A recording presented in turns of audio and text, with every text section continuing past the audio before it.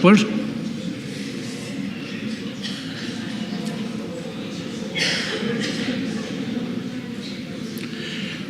Kush është kundër?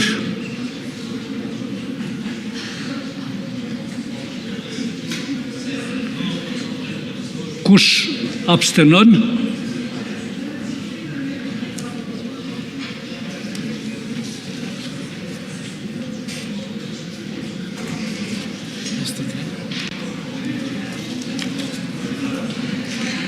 Për kanë votuar 53 deputet, kundër ka qenë 1, abstenim nuk ka.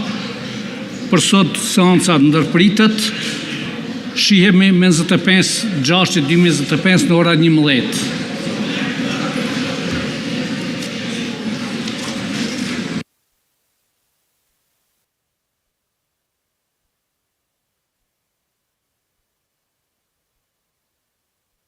Seanca ndërpritet.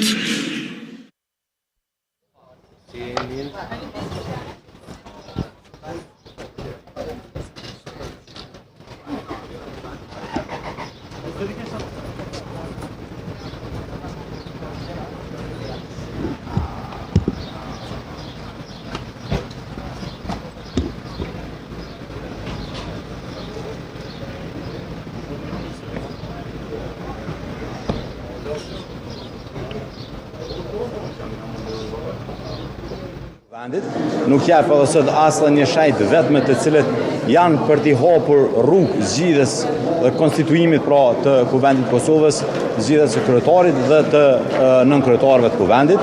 Pavarësisht asaj që ne si Partia Demokratike të Kosovës i kemi dhënë mundësinë që ta gjejmë një kompromis dikush tjetër nga grupi i tyre parlamentar përpos ministrave që kanë shërbyer në qeverinë e kaluar të zotit Kurti, mirë, po siç duket kjo kërkesë po as në veç të shortët dhe lëvizja vendose ka vendosur me moj të bllokuar Kuvendin e Kosovës.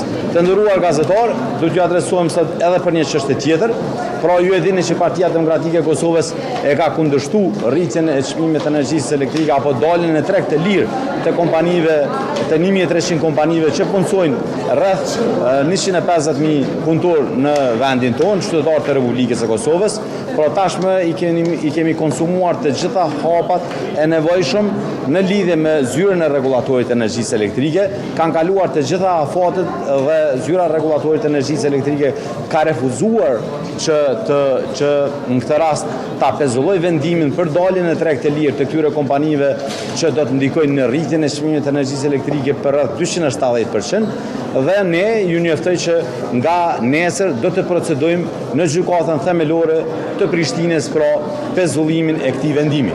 Do të kërkojmë masë të përkohshme në mënyrë që ky vendim të pezullohet dhe këto kompani furnizohen me çmimin e njëjtë të energjisë elektrike siç janë furnizuar paramarrjes së këtij vendimit. Nuk janë përmbushur kushtet dhe nuk janë përmbushur as obligimet të zyrës së rregullatorit të energjisë elektrike pra sa i përket daljes në treg të lirë të këtyre 1300 kompanive. Ka jashtëzakonisht shumë parregullsi në marrjen e këtij vendimit, andaj ne si Partia Demokratike e Kosovës ju njoftoj që nesër do ta procedojmë në gjykatën themelore të Prishtinës këtë vendim dhe jemi të bindur do ta argumentojmë mjaftueshëm në mënyrë që të kemi një masë të përkohshme sa i përket implementimit të këtij vendimi dhe kompanitë në fjalë të furnizohen me çmime të njëjta të energjisë elektrike. Pyetje? Jo. Faleminderit.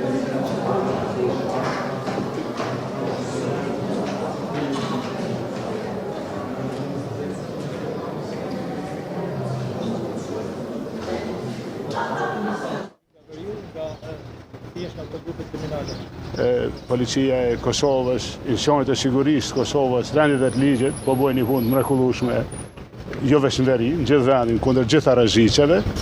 I përgëzojmë edhe për këto të fundit.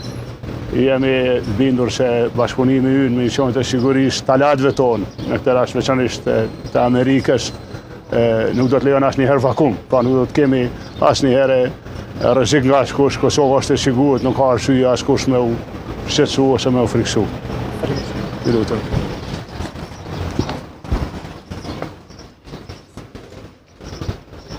Në korporatën energjetike të Kosovës dhe për mafinë energjetike në përgjithësi. Po besoj sot të gjithë i keni pa dhe i keni raportuar gjithashtu që ju falenderoj se çfarë po vjellin tymtarët e Kekut, jemi në një gjendje jashtëzakonisht të rëndë. Ka disa kohë që po ngrisim zërin kundër mafisë energjetike. Ju të nderuar gazetar tashmë dini se çfarë po ndodh në komplet sektorin e energjisë. Ka ndodhur dyfishim i faturave të energjisë elektrike, i kemi 1300 biznese të cilat janë komplet në kaos sa i përket furnizimit me energji elektrike, të cilat po refuzojnë të nënshkruajnë kontrata me furnizuesin e fundit, dhe të cilat nuk e din fare se çfarë do të ndodhë pas 60 ditëve kur edhe i kalon afati i furnizimit Kekut si furnizuesi mundësisë së fundit. Ajo për cilën do të flasu në sot është një tender prej 137 milion euro me negociata i shpallur nga Korporata Energjetike e Kosovës me 22 janar të këtij viti. Bëhet fjalë për 137 milion euro për modernizim dhe rehabilitim të Kosovës A3. Merreni me mend, Korporata Energjetike e Kosovës e ka shpallë këtë tender dhe nuk ka studim të fizibilitetit. Arsyeshmëria që këtë tender ta bëjnë me negociata thuhet është sepse është tepër voluminoz dhe operatori ekonomik